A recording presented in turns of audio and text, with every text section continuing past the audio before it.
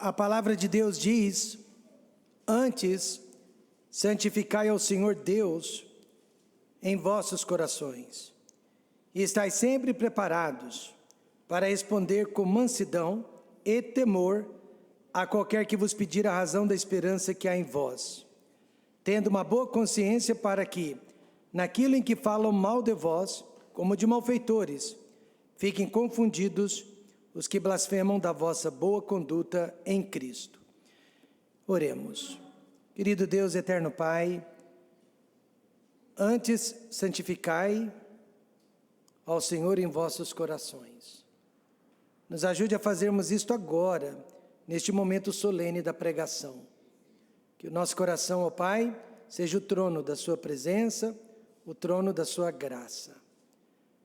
Que possamos dar lugar para o Espírito Santo agora, em nossa alma e nosso espírito, e ouvir a voz de Deus falando conosco. Perdoe, ó Pai, todos os nossos pecados, com que temos entristecido o Espírito Santo de Deus.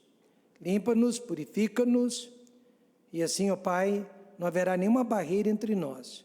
Vamos ouvir a voz de Deus neste momento, através deste vaso, que sou eu, irregular, mas a palavra de Deus é perfeita.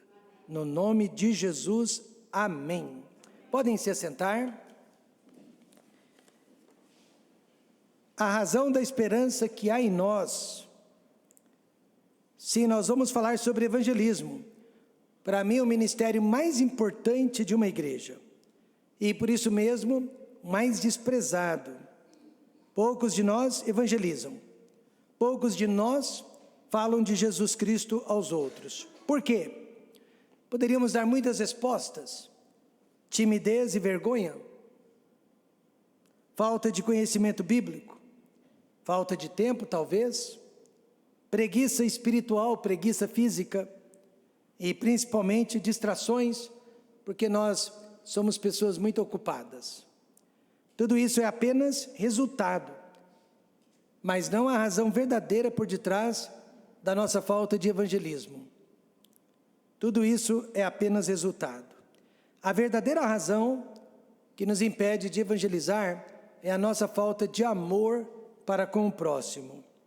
A falta de amor é o maior impedimento ao evangelismo. Não é falta de amor só pelos homens, é falta de amor também por Deus. É falta de amor por Deus. Você sabia que é muito mais fácil passar e dar R$5 de gorjeta ou de esmola para um mendigo na rua, do que gastar 5 minutos lhe mostrando o plano de salvação? É muito mais fácil participar de uma festa de aniversário, de um amigo, de uma amiga, ou até mesmo de um churrasco da igreja, do que sair com a mesma para evangelizar.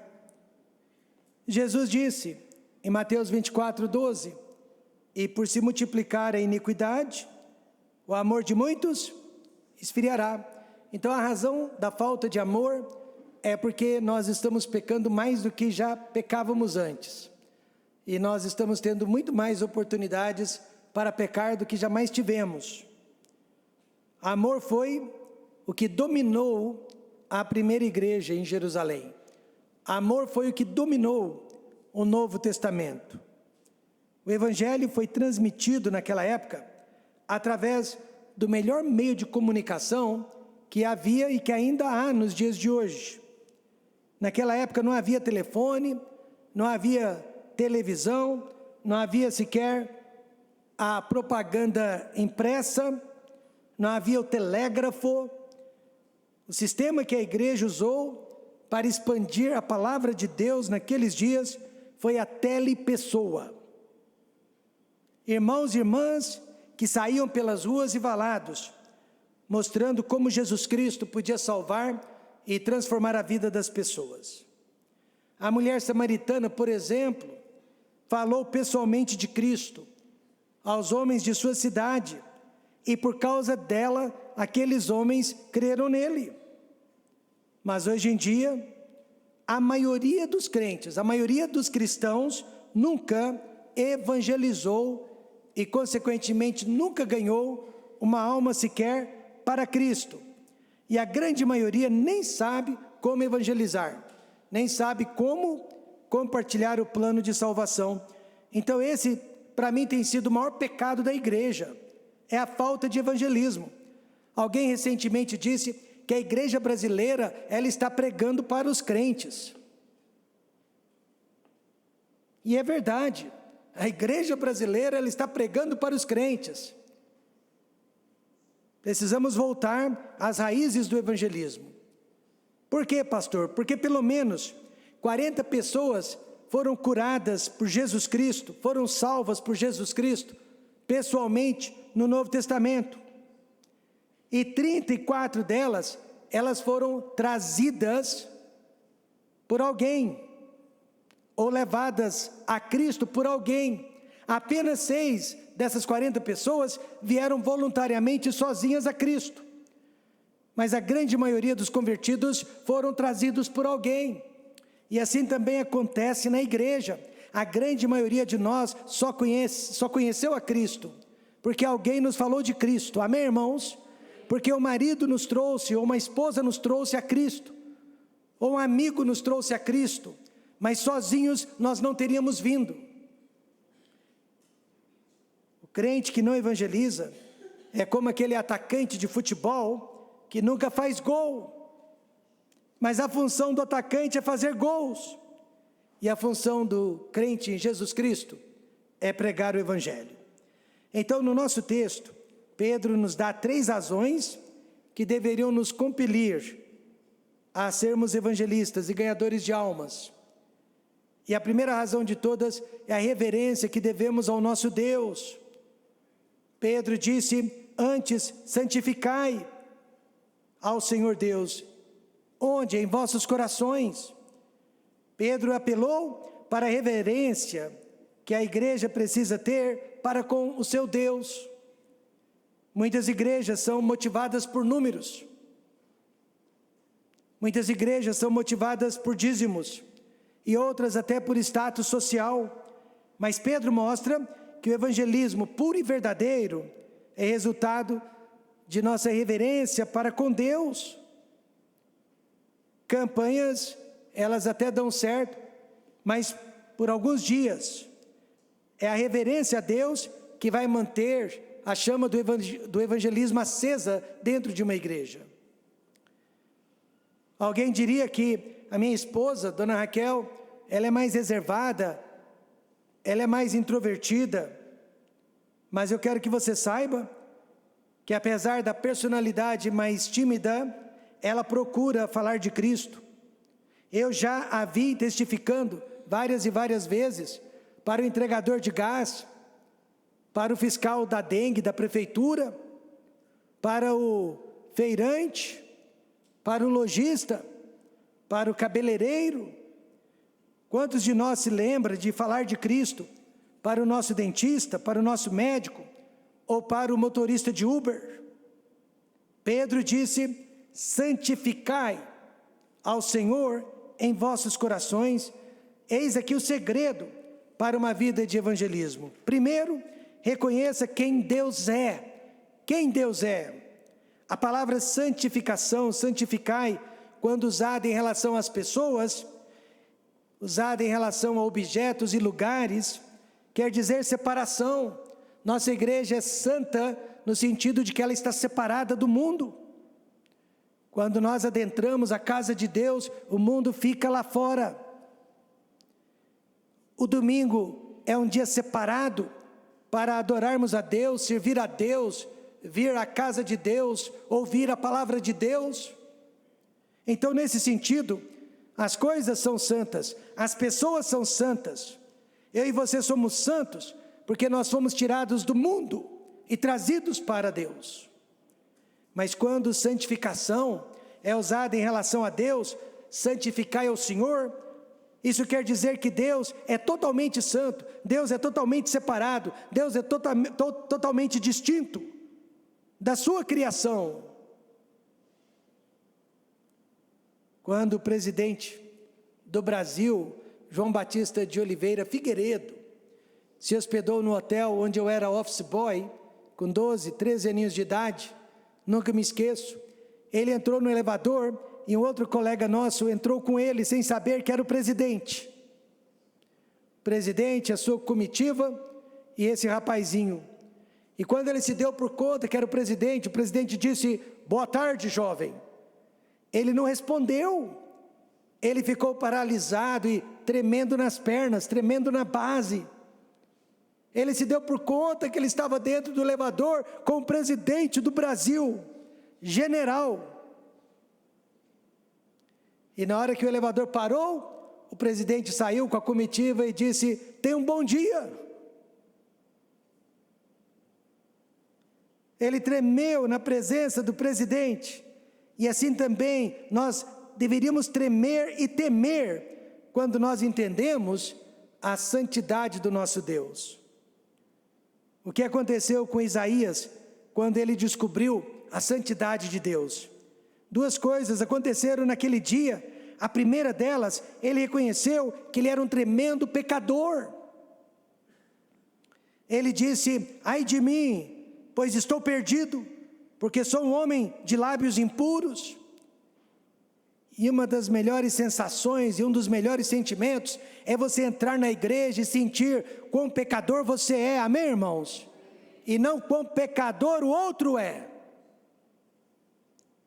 E segundo, ele prometeu, quando ele viu o tanto que ele era pecador, evangelizar, levar a palavra de Deus aos homens. Ele disse no verso 8, depois disto ouvi a voz do Senhor que dizia: a quem enviarei? Quem há de ir por nós? Então disse eu: eis-me aqui, envia-me a mim. Também pudera. Ele tinha acabado de passar por uma verdadeira conversão, se arrependeu de seus pecados, foi perdoado, e agora em pura gratidão, ele queria anunciar a palavra de Deus aos homens. Preste bem atenção no detalhe que Pedro nos deixou aqui no verso. Antes, santificai, antes de evangelizar, antes de ensinar, antes de pregar a palavra de Deus, Deus precisa ser santificado em nossas vidas. Isso quer dizer reconhecer quem Deus realmente é. Ele é santo e nós somos pecadores. Imagine, essa é uma cor branca, parece limpa, pura e perfeita, mas quanto mais ela se aproxima da luz, mais podemos perceber a sujeira e a imperfeição desta cor. E assim também quando você e eu mais nos aproximamos de Deus, quanto mais chegamos próximos dele, mais enxergamos a nossa miséria e os nossos pecados. Reconhecer quem realmente ele é e o que nós realmente somos. E reconheça também o lugar de Deus em sua vida. Para alguns o lugar dele é só no domingo, mas para outros é de domingo a domingo. Antes, santificai ao Senhor em vossos corações. O lugar de Deus é no coração, porque o coração é o trono da alma. Nós dormimos pensando em Deus e acordamos pensando em Deus e passamos um dia na presença de Deus. É o lugar mais importante da vida, porque quem ocupa o nosso coração controla a nossa vida. Muitos reconhecem quem Deus realmente é, santo, puro e verdadeiro, mas não conseguem dar a Ele o lugar de preeminência que Ele merece. Eu sei que o mundo lá fora pensa que nós colocamos a igreja em primeiro lugar, mas não é a igreja, é o Deus da igreja, amém, irmãos? O mundo lá fora pensa que nós somos bitolados e fanáticos pela igreja, mas nós não somos fanáticos e bitolados pela igreja, mas nós somos entusiastas do Senhor Jesus Cristo.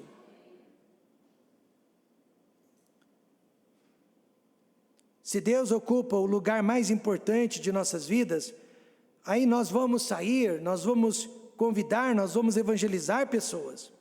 Agora, se Ele não ocupa tal lugar, podemos esquecer.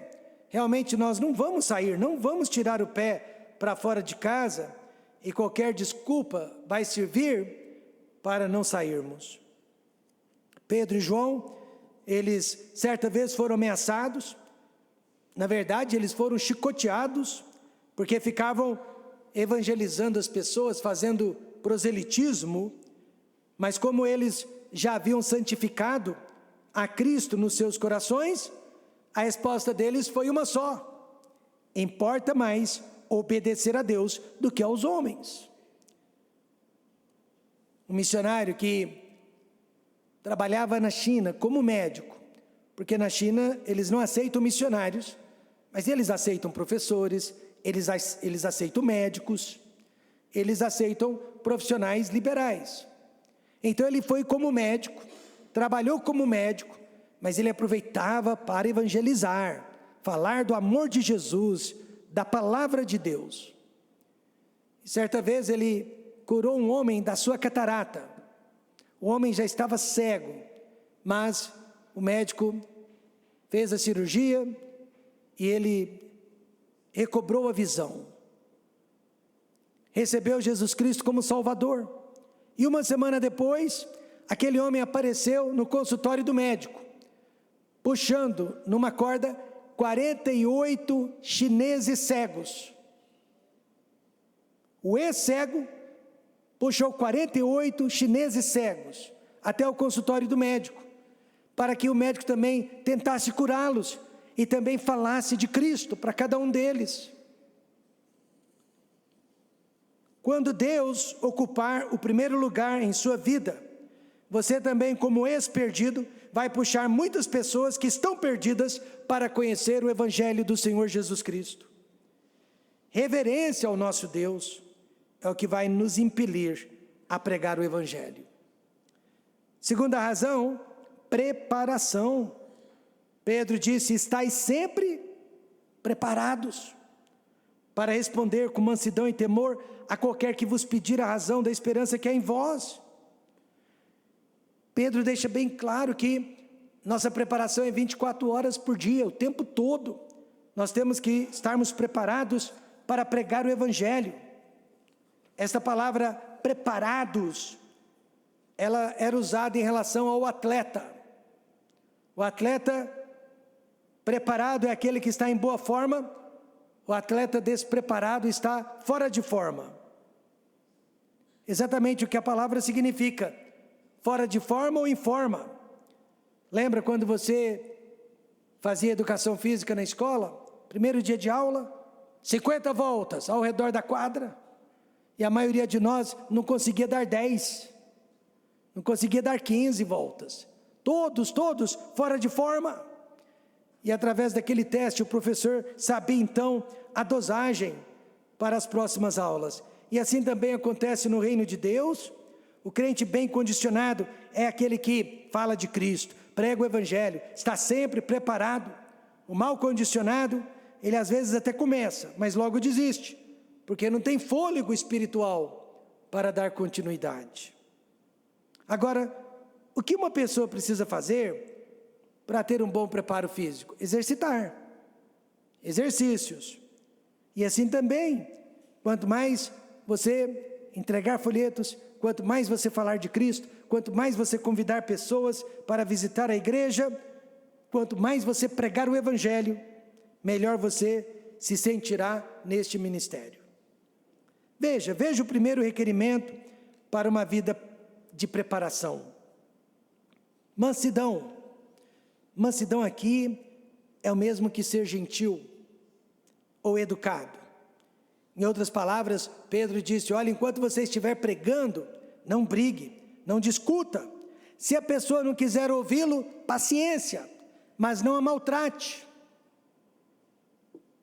Eu já estive em situações, não eu, prometo, mas com outros irmãos, que na hora do evangelismo, eles queriam brigar com as pessoas. Eles queriam discutir com as pessoas. E Deus não nos chamou para isso. Nós só vamos falar de Cristo para quem deseja ouvir. Amém, irmãos? Jamais chutar uma porta. 1 Timóteo 2,24 diz: e ao servo do Senhor não convém contender, mas sim ser manso para com todos, apto para ensinar, sofredor. haverá pessoas dispostas a nos ouvir, haverá pessoas com sede e fome pela palavra de Deus. Certa vez eu visitei uma família e coincidentemente, na hora que eu estava já na casa, apareceu um outro grupo religioso, de outra denominação religiosa, e eles não gostaram de me ver na casa. Fazer o quê? Eu havia sido convidado. Aí aquele grupo entrou também, e ali o casal disse: pastor, nós queremos ouvir a sua palavra, e depois queremos ouvir a palavra deste grupo, e decidir o que nós queremos para a nossa família. Olha a situação que aquele casal me colocou. Mas já que eles queriam ouvir a palavra eu preguei, amém, irmãos? Mas enquanto eu pregava a palavra, ensinava o plano de salvação, a líder do grupo veio perante mim e derrubou a minha Bíblia no chão. Estranho. Naquela hora eu peguei a minha Bíblia de volta, tirei a poeira, continuei lendo. E uma outra pessoa do grupo virou as costas e começou a gritar. Mais estranho ainda, mas que bom que eles fizeram isso, porque depois daquele papelão todo, o casal ficou na nossa igreja, amém, irmãos? E não na igreja deles. Por quê, pastor? Porque a palavra de Deus diz que não convém contender. Nós só vamos pregar a palavra de Deus para quem deseja ouvi-la, para quem deseja aceitá-la, recebê-la.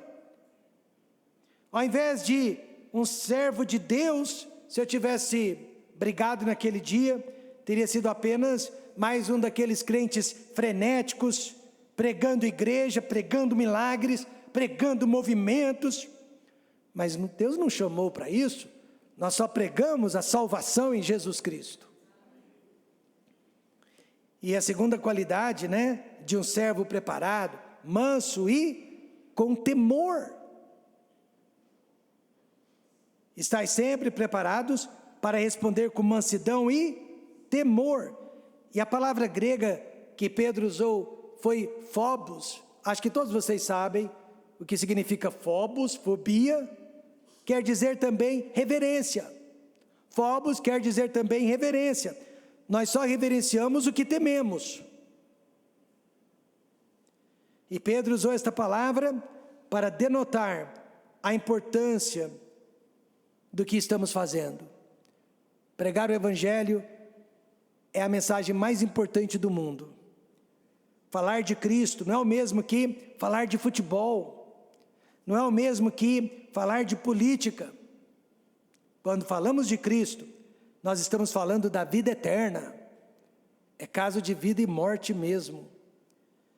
O cirurgião, ele sente esse mesmo temor quando ele abre o corpo de um ser humano, porque o que ele está fazendo é muito importante.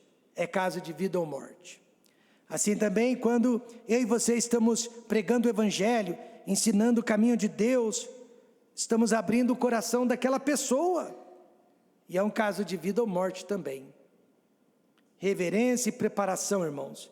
E por último, reputação. Veja o verso 16. Tendo uma boa consciência, para que naquilo em que falam mal de vós, como de malfeitores, fiquem confundidos os que blasfemam do vosso bom porte em Cristo. Porque geralmente é difícil ganhar um parente para Cristo? Por quê? Porque aquele parente geralmente conhece as nossas falhas, as nossas limitações e não confia no nosso testemunho. Haja vista que os nossos pais são as pessoas mais difíceis de serem alcançadas.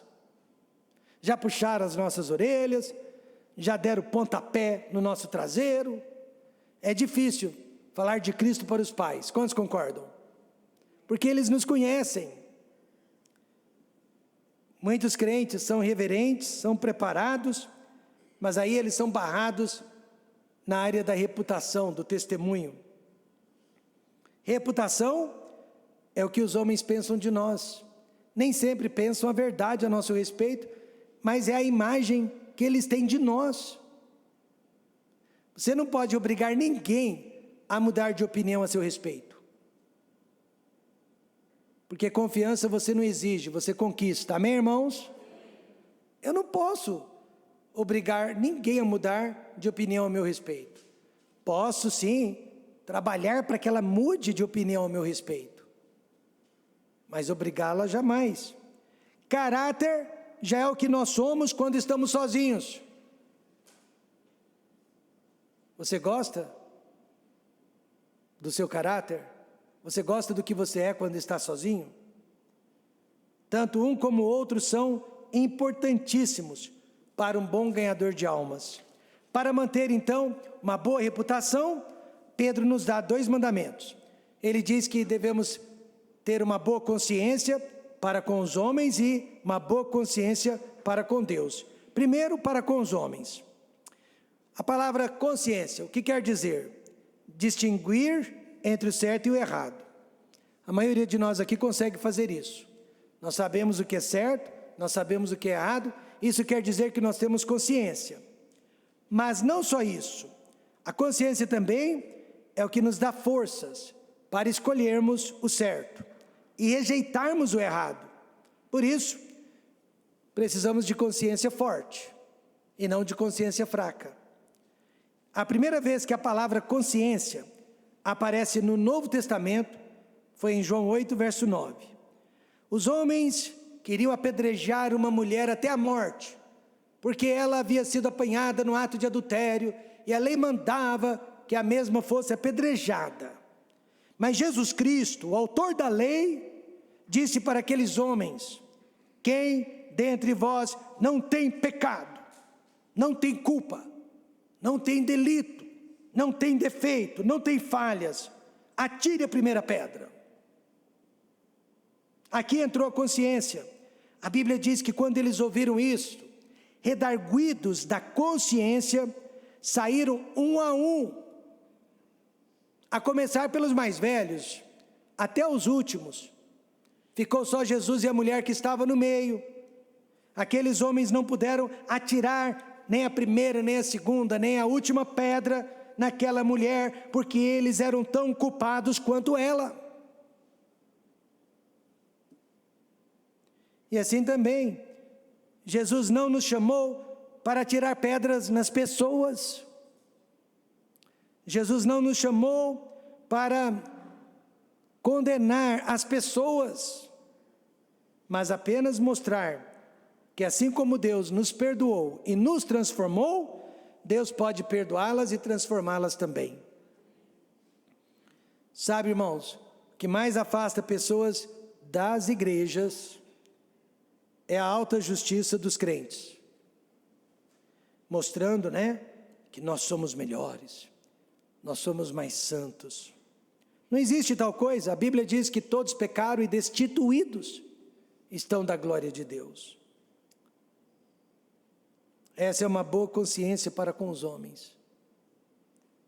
Esses dias atrás, acho que o pastor Márcio presenciou, no WhatsApp dos pastores batistas independentes, eles descobriram que um certo pastor do nosso meio, que havia caído em adultério várias e várias vezes, alguns anos atrás, estava agora ministrando numa outra igreja, como que se nada tivesse acontecido. Numa outra igreja que não é do nosso movimento, tá certo? E esses pastores estavam indignados. Chegaram a se referir ao ex-pastor com adjetivos pejorativos terríveis. E alguém me perguntou, se o senhor fosse falar alguma coisa, o que o senhor teria falado? E eu disse, eu teria dito isto: a diferença entre eu e aquele pastor é que Deus, eu não sei por qual razão, o deixou cair em pecado. E no meu caso, Deus não deixou. Amém, irmãos? Essa é a única diferença. Deus tem me dado essa consciência para com os homens. Por isso que eu não posso condenar pessoas. Só condenamos pecado. Essa é uma boa consciência, amém, irmãos? Para com os homens. E a boa consciência para com Deus é o nosso porte. E porte literalmente quer dizer conversação ou convivência. Como nós estamos convivendo uns com os outros e o que estamos conversando faz parte do nosso testemunho, faz parte de uma boa consciência para com Deus. As criancinhas cantam, né? Cuidado, olhinho, o que vê, cuidado, boquinha com o que fala. Mas na verdade, esse corinho é para todos nós, adultos principalmente. Só existe uma maneira de mantermos uma boa convivência com Cristo. A resposta se encontra em 1 João 1,9. Se confessarmos os nossos pecados, Ele é fiel e justo para nos perdoar os pecados e nos purificar de toda a injustiça. Não há outro meio de você manter uma consciência limpa perante Deus se você não confessar seus pecados todos os dias. Agora, cuidado com aquela oração: Senhor, perdoe a multidão dos meus pecados. Parece bonita, mas não pode ser multidão se você está confessando todos os dias. Amém, irmãos? Pode ser um pecado ou outro, mas não pode ser uma multidão. Pior ainda, era o caso daquele diácono que orava todo santo domingo: oh Deus, perdoa as teias de pecado na minha vida. E todo santo domingo ele orava para Deus perdoar as teias de pecado. Aí um dia, um outro diácono, ouvindo aquela oração, não aguentava mais, e no meio da oração interrompeu dizendo: oh Deus, mata logo essa aranha em nome de Jesus. Ninguém pode ter teias de pecado, amém, irmãos? Não faz sentido, se nós estamos confessando os nossos pecados todos os dias. Então a minha consciência está limpa para com Deus a partir do momento que eu confesso e abandono os meus pecados. E Ele é fiel e justo para nos perdoar. O crente não é uma pessoa perfeita, mas é uma pessoa redimida. E talvez por isso Deus tenha nos abençoado tanto, né, ao longo dos anos, porque a igreja, todas as igrejas sabem que eu não sou perfeito e nem pretendo sê-lo. Assim que eu me converti a Cristo, como você, eu tive que abandonar muitos pecados, gírias. Eu não era de falar palavrões, porque toda vez que eu tentasse falar um palavrão, meu pai me dava um tapa na boca. Então eu nunca fui de falar palavrões. Mas eu mentia, eu parecia um Pedro Malazarte. Minha avó dizia que eu falava mais que o homem da cobra. Eu mentia muito. Aprendi com a família. Mas assim que eu me converti, eu soube que a mentira era pecado. O diabo é o pai da mentira. Deus me deu um pastor que era profeta, profetão. Quando ele pregava, você tremia de medo, não era, Cleto? Você tremia de medo, não era, dona Maria?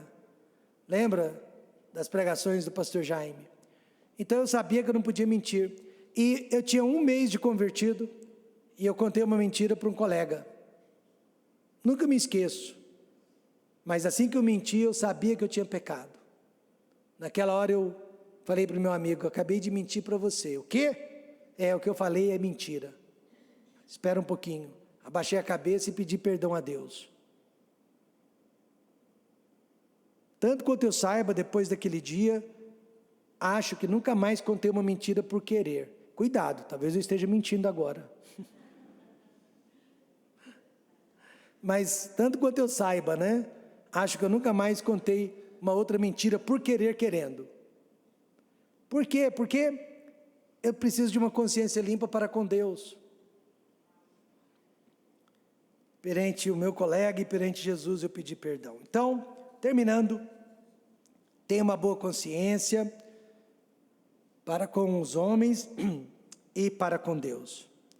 E aí você vai pregar o evangelho de livre e espontânea vontade, com leveza e pureza. Já imaginou o professor de matemática que não sabe fazer contas? Já imaginou o pastor que não conhece a Bíblia?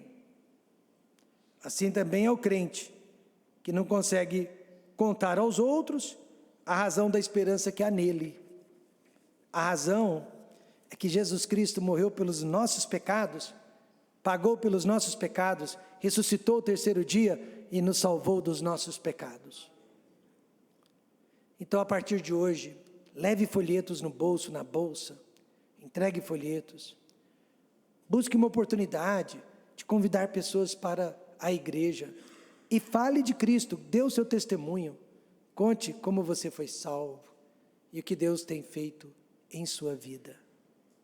Vamos fechar os olhos e vamos orar.